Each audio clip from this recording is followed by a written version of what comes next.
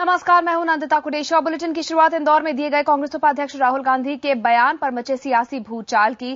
कल इंदौर में कांग्रेस रैली के दौरान राहुल गांधी ने कहा था कि मुजफ्फरनगर दंगे के पीड़ितों से एएसआई संपर्क में है। राहुल ने ये बात खुफिया ब्यूरो के एक अफसर के हवाले से कही थी। कांग्रेस के सहयोगी और विपक्षी दलों ने राहुल के इस बयान पर सख्त ऐतराज जताया है। समाजवादी पार्टी ने राहुल गांधी से इस बात का सबूत मांगा कि दंगा पीड़ित पाकिस्तान के संपर्क में है। वहीं बीजेपी ने इस बात पर सवाल उठाए हैं कि खुफिया जानकारी किस हैसियत से राहुल गांधी को बताई गई थी।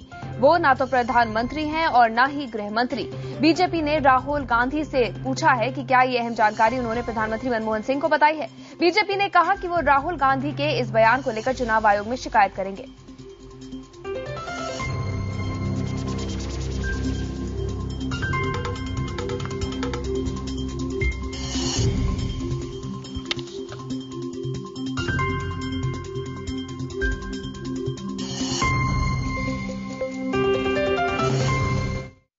ये शुद्ध रूप से चुनाव आचार संहिता का उल्लंघन है और हम इसको लेकर के चुनाव आयोग जाएंगे और शिकायत करेंगे और हम चुनाव आयोग से कहेंगे कि कानून के तहत राहुल गांधी जी पर और कांग्रेस पार्टी पर सीधी और कड़ी कार्रवाई की जाए। अगर राहुल जी डिटेल दें तो उत्तर प्रदेश सरकार उस सबकी जांच करा लेगी, लेकिन अगर सिर्फ राजनीति की बयान है तो मुसलमान को प्रश्न चिन्ह करना बहुत अच्छा नहीं है। मुसलमान को आतंकवादियों के साथ जोड़ना बहुत अच्छा नहीं है। और चूंकि पिछली बसपा सरकार में कांग्रेस और बसपा ने मिलकर तमाम उत्तर प्रदेश के मुसलमानों को आतंकवाद के नाम पर जेल में बंद किया, तो अगर वो साजिश फिर हो रही हो तो उत्तर प्रदेश सरकार उस साजिश को नहीं स्वीकार करेगा। हम किसी निर्दोष मुसलमान को आतंकवादी मानने को तैयार नहीं। वहीं कांग्रेस ने राहुल गांधी के बयान पर सफाई दी है। कांग्रेस ने कहा है कि राहुल के कहने का मतलब सिर्फ इतना था कि सियासी फायदे के लिए सांप्रदायिकता का इस्तेमाल होने पर बाहरी ताकतें फायदा उठाती हैं।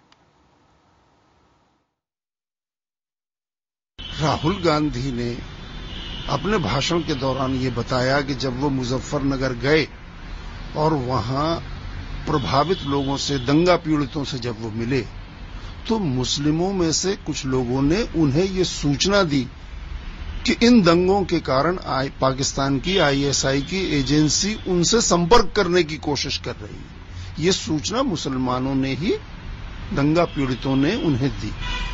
उन्होंने उसी का जिक्र इस संबंध में किया कि अगर राजनीतिक फायदे के लिए सांप्रदायिकता का इस्तेमाल होता है तो उससे देश के दुश्मनों को अपनी ताकत बढ़ाने का मौका मिल जाता है।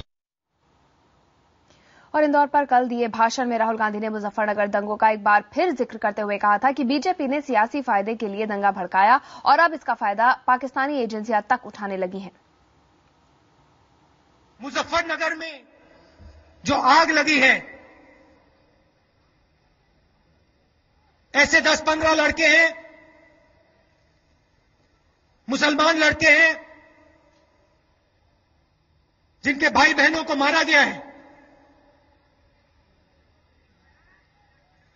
और पाकिस्तान से लोग उनसे बात करना शुरू कर रहे हैं। पाकिस्तान की इंटेलिजेंस एजेंसी के लोग उन लड़कों से बात करना शुरू कर रहे हैं और मैं उन बच्चों से बात कर रहा हूं, उनको कह रहा हूं, इनकी बातों में मत आओ। आग लगा दी, आग बुझाएगा कौन? तो इस बारे में और जानकारी के लिए इस वक्त हमारे साथ जुड़े हमारे सहयोगी नीरज गुप्ता, उनसे हम बात करेंगे। नीरज, जिस तरह से राहुल गांधी ने ये बात वहां पर कही थी और इसका जो मतलब निकाला जा रहा है, क्या इसमें कोई अंतर है? किस इंटेंशन से राहुल ने ये बात कही होगी? राहुल गांधी मुजफ्फरनगर दंगों को लेकर लगातार अपनी तमाम रैलियों में बात कर रहे हैं, चाहे वो कल इंदौर की रैली हो, उससे पहले राजस्थान में उन्होंने एक चुनावी रैली को, 2 चुनावी रैलियों को संबोधित किया था। उससे पहले अलीगढ़ और रामपुर में भी उन्होंने ये रैलियां की थी, जहां उन्होंने इस बात की शुरुआत की थी। देखिए, मुजफ्फरनगर दंगों के लिए राहुल गांधी बीजेपी को सीधे जिम्मेदार ठहराते हैं और उसके अलावा वो सूबे की समाजवादी सरकार को भी लपेटे में लेते हैं।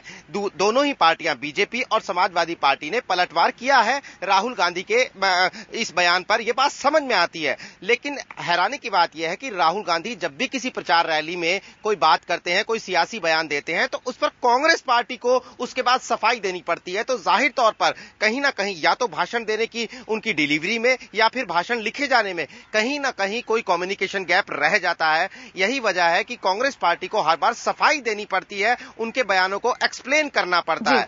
अब जहां तक इस बयान की बात है कि आईएसआई के लोग मुजफ्फरनगर दंगों के पीड़ित लड़कों के संपर्क में हैं, तो यह बात राहुल गांधी के इस बात पर विपक्ष दो तीन चीजें उसके अंदर पकड़ रहा है। पहली बात यह कि राहुल गांधी ने उसमें देश की खुफिया एजेंसी, जो कि सरकारी खुफिया एजेंसी है, उसको इन्वॉल्व कर लिया है कि आईबी के लोगों ने मुझे सूचना दी। तो अगर ऐसी बात है तो फिर आईबी की उस सूचना को सरकार उस पर जांच क्यों नहीं कर रही। दूसरी बात, उन्होंने कहा कि आईएसआई के लोगों ने जिन लड़कों से संपर्क किया, राहुल गांधी भी उन लड़कों से संपर्क में है और उन्हें यह कह रहे हैं कि वो आईएसआई की बात ना माने। तो यह बात तो फिर विदेश मंत्रालय के जद में आ जाती है और यह बात तो भारत की विदेश नीति में आ जाती है कि पाकिस्तान सीधे सीधे हमारे देश के लड़कों को, हमारे देश के युवकों को बरगलाने की कोशिश कर रहा है।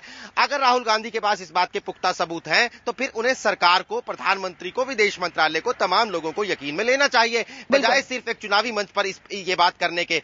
तो यही बात को आधार बनाकर, बुनियाद बनाकर विपक्ष हमला कर रहा है राहुल गांधी पर, कांग्रेस पार्टी पर। और अब बीजेपी ने चुनाव आयोग से वक्त मांगा है और सोमवार को, बीजेपी के मुताबिक सोमवार को उनका एक प्रतिनिधिमंडल बाकायदा चुनाव आयोग से मिलेगा और राहुल गांधी के इन बयानों के आधार पर शिकायत दर्ज करते हुए चुनाव आयोग से कहेगा कि यह मॉडल कोड ऑफ कंडक्ट का उल्लंघन है और राहुल गांधी और कांग्रेस पार्टी के खिलाफ कार्रवाई की जानी चाहिए। बिल्कुल। और नीरज, जिस तरह से एक सीनियर जो ऑफिशियल हैं इंटेलिजेंस के, उन्होंने साफ ये बात कही है कि राहुल को इस बारे में कोई जानकारी नहीं दी गई है, क्योंकि ना तो वो कोई गवर्नमेंट के ऑफिशियल हैं और ना ही वो सिक्योरिटी एजेंसी से जुड़े हुए हैं और ना ही वो बाउंड है किसी तरह की ओथ ऑफ सीक्रेसी से। ऐसे में क्या इससे राहुल गांधी की मुश्किलें और बढ़ती है?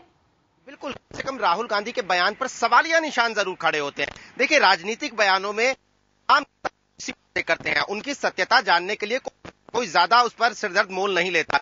लेकिन राहुल गांधी ने एक खुफिया एजेंसी को इसमें इन्वॉल्व कर लिया, तो जाहिर तौर पर खुफिया एजेंसी को इसका जवाब देना पड़ेगा। उन्होंने इस बात से इनकार कर दिया है, तो अब राहुल गांधी के बयान पर सवालिया निशान उठता है। तो यही बात बीजेपी कह रही है कि वो लोगों को बरगला रहे हैं। वो चूंकि कांग्रेस पार्टी के युवराज हैं, ये बीजेपी का कहना है, और वो कांग्रेस पार्टी में रसूख रखते हैं, इसलिए वो देश की सरकारी खुफिया एजेंसियों या दूसरी एजेंसियों का इस्तेमाल करने, उनसे जानकारियां लेने के एलिजिबल नहीं हो जाते हैं। यही बात को आधार बनाकर विपक्ष उन पर हमला बोल रहा है। जी बिल्कुल नीरज, आप हमारे साथ बने रहिए। वहीं खुफिया ब्यूरो के पूर्व प्रमुख अरुण भगत ने भी कहा है कि राहुल गांधी को ऐसी संवेदनशील जानकारी सार्वजनिक नहीं करनी चाहिए थी। अरुण भगत की माने तो राहुल के इस बयान का दूरगामी असर हो सकता है।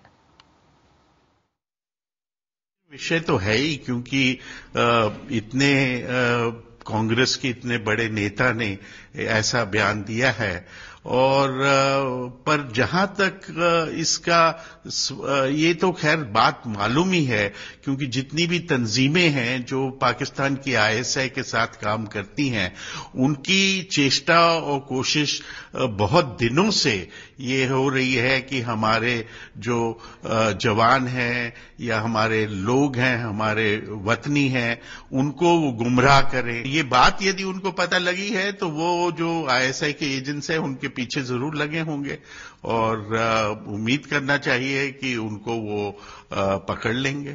सर, पाकिस्तान में भी और वहीं जेडीयू ने भी कहा है कि चुनाव के वक्त राहुल गांधी को इस तरह का बयान नहीं देना चाहिए था। देखिए, इस मामले में मैं इतना कह सकता हूं कि शायद उनके पास स्रोत ज्यादा होगा, सरकार उनकी है, एजेंसियां उनको खबर देती होंगी। हम लोगों की इस तरह खबर अगर ऐसा नहीं तो सार्वजनिक करें कि किस सूत्र से इन्होंने बात कही। मैं समझता हूं कि इस तरह की बात इलेक्शन के दौरान करना ये ठीक नहीं है।